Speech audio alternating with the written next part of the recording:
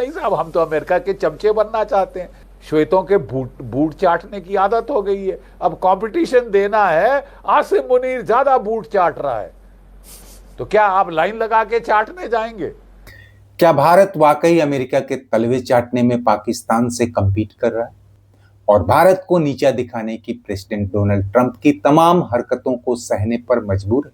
हालांकि इस तरह के दावे तो नेता विपक्ष लंबे समय से कर रहे हैं, लेकिन जब पूर्व सैन्य अधिकारी और वो भी कभी बीजेपी की रक्षा नीतियों के घोर समर्थक रहे जनरल बख्शी जैसे लोग इस दावे पर उतारू हैं, तो एक फैक्ट चेक, एक एनालिसिस तो बनता ही है। पहले अमेरिकी विदेश मंत्री मैक्रो रूबियो के साथ ज्वाइंट प्रेस स्टेटमेंट के दौरान विदेश मंत्री जयशंकर का ये बयान सुनिए। The energy issues are concerned. Again, look, I want to say for our energy security, it's important we have multiple sources, large sources, dependable sources, cheap sources. So we will continue to diversify and maintain multiple sources of supply at the most reasonable cost, because at the end of the day we have an obligation to our people. मतलब साफ है, सरकार की मौलिक जिम्मेदारी अपने 140 करोड़ नागरिकों की ऊर्जा जरूरतों को पूरा करना है। इसके लिए भारत जहां कहीं से सस्ता और सुलभ तेल मिलेगा खरीदता रहेगा। मतलब ये कि रूस से तेल नहीं खरीदने की तुम्हारी घुड़की को अब भी हमने ठेंगे पर ही लिया है। हालांकि भारत को अमेरिका का पिछलग्गू कहने, मोदी ट्रंप से डरता है जैसे नैरेटिव चलाने वालों के लिए इस दौरे में भी कई मौके हैं। और ये बात किसी से दबी छुपी नहीं है कि भारत सरकार ट्रंप की तमाम बेतुकी बातों और भारत को परेशान करने वाली कारगुजारियों के बावजूद उसके खिलाफ उतनी सख्त नहीं हुई जितना होने की चाहत जताई जा रही। तो सबसे पहले उसके पीछे के कुछ ठोस कारण जान लें, जिन्हें इग्नोर करना न समझदारी है और न ही देश हित में। तीन तरफ से दुश्मनों से घिरे भारत के लिए चीन सबसे बड़ी सुरक्षा चुनौती रहा है और आज भी है।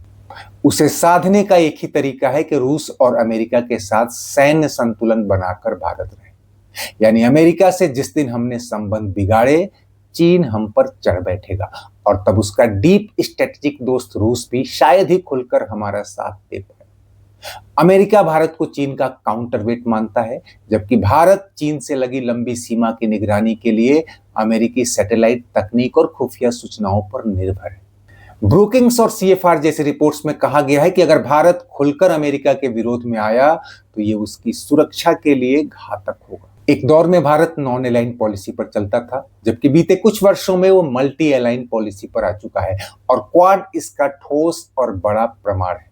आज ही हुई क्वाड विदेश मंत्रियों की बैठक बताती है कि भारत अमेरिका संग तमाम खींचतान के बावजूद मल्टी अलाइन पॉलिसी पर कायम रहेगा, क्योंकि चीन उसके लिए बड़ा खतरा है। भारत की अर्थव्यवस्था काफी हद तक अमेरिका सेंट्रिक हो चली है। वो हमारा सबसे बड़ा ट्रेड पार्टनर है, इन्वेस्टमेंट सोर्स है, टेक्नोलॉजी सप्लायर है और डॉलर ड्रीम वाले नौकरी पेशा युवकों का सबसे बड़ा ठिकाना। ऐसे में सहज अंदाजा लगा सकते हैं कि ऐसे देश के साथ अचानक बिगाड़ का क्या नतीजा होगा। भारत को अमेरिकी बाजार और पूंजी दोनों की जरूरत है। लेकिन इतना सब होने के बावजूद कई ऐसी बातें हैं जो बताती हैं कि भारत अमेरिका का पार्टनर हो सकता है, पिछलग्गू या पिट्ठू नहीं। मसलन रूस से तेल खरीद पर वो अब भी कायम है। रूबियो को जयशंकर ने वही सुनाया जिसे पीएम मोदी कुछ समय पहले साफ कर चुके थे कि भारत अपने राष्ट्रीय हितों और ऊर्जा सुरक्षा के साथ कोई समझौता नहीं करेगा। अमेरिका के तमाम दबावों और प्रतिबंधों के बावजूद भारत ने रूस से S-400 मिसाइल सिस्टम की डील पूरी की है और आगे भी वो रूस से रक्षा सहयोग पर कायम है। भारत पाक संबंधों में ट्रंप की मध्यस्थता की तमाम पेशकश वो ठुकराता आया है। ट्रेड डील के दौरान ट्रंप प्रशासन की हर मांग, हर दबाव को ठेंगा दिखाते हुए कृषि क्षेत्र को उससे बाहर रखा। और अब भी बात साफ नहीं हुई तो देख लीजिए इन तस्वीरों को, जिस मैक्रो रूबियो को अमेरिकी सरकार में ट्रंप के बाद दूसरा सबसे शक्तिशाली नेता माना जाता है, उसके स्वागत में दूसरे देशों के नेता एयरपोर्ट पर बिछ जाते हैं। उनके यहां पर अगवानी सामान्य अधिकारियों ने की। ये बातें बताती हैं कि भारत अमेरिका के साथ अपनी शर्तों पर ही एंगेज करता है। तलवे चाटने या घुटने टेकने जैसी मजबूरी उसकी नहीं है। हाँ, कई मायनों में भारत का साथ अमेरिका के लिए मजबूरी है और ये बात डोनाल्ड ट्रंप को भी समझ में आ गई।